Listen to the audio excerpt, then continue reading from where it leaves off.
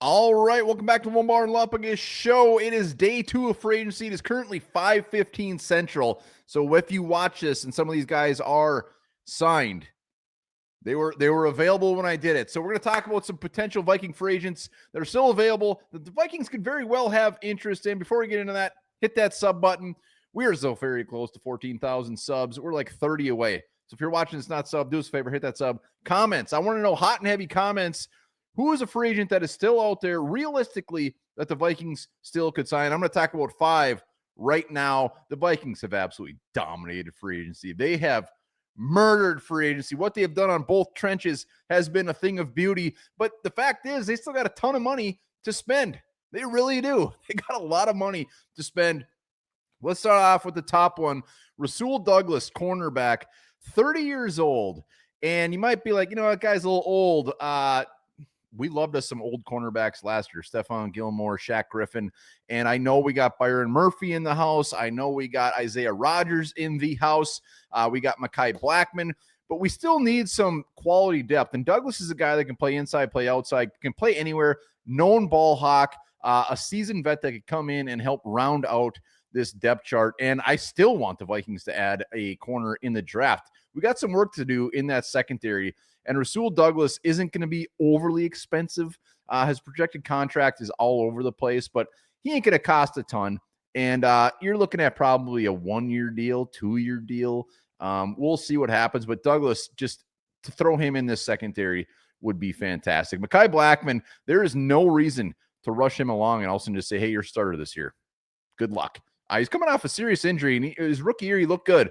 But I'm fine with him just seeing the field when he needs to and see what we got there. So Rasul Douglas, come on down. Next guy, Cooper Kupp, is a very, very popular name that could definitely happen. He is going to be, sounds like he's going to be released tomorrow, and he'll be there for the taking. And Cooper Kupp knows Kevin O'Connell. He is a guy that you can look at and be like, he's not the same old Cooper Kupp. We don't need him to be. We need them to be wide receiver 3. Could you imagine Cooper Kupp being wide receiver 3 with Justin Jefferson and Jordan Addison on the outside? Good Lord. Kupp, we saw firsthand what Cooper Kupp can do this year against Vikings. He tore us a new one. He did very well, and he's still got enough gas left in the tank. He's 31 years old, but as a wide receiver 3, and if Addison were to get suspended, Cooper Kupp could easily be wide receiver 2. Easy. And that we would have the best trio in the league. And I think this one could very well happen. It would be wonderful. Next up, tight end. Johnny Munt moved on to the Jacksonville Jaguars.